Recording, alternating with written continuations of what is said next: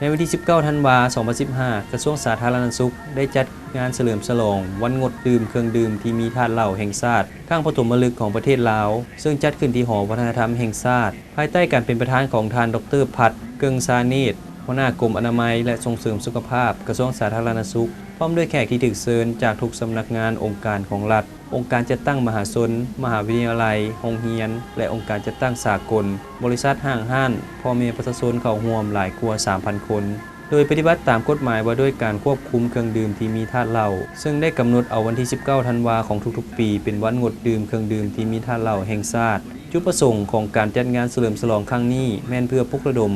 สังคมโดยเฉพาะแม่นกลุ่มนักเรียนนักศึกษาผู้เป็นอนาคตของชาติให้เห็นได้ถึงผลร้ายต่างๆของเครื่องดื่มที่มีธาตุเหล้าเพื่อให้หลีกเลี่ยงและห่างไกลจากเครื่องดื่มดังกล่าวหัวข้อสำคัญของการจัดงานในปีนี้แม่นขับขี่ปลอดภัยดื่มบ่ขับโดยอิงตามสภาพปัญหาตัวจริงอยู่ในสังคมที่มีอัตราการเกิดอุบัติเหตุเพิ่มขึ้นอย่างบ่หยุดยั้งซึ่งมีจำนวนหลายกว่า70ส่วนห้อยของการเกิดอุบัติเหตุแม้นมีสาเหตุมาจากการดื่มเครื่องดื่มที่มีธาตุเหล้าแล้วขับขี่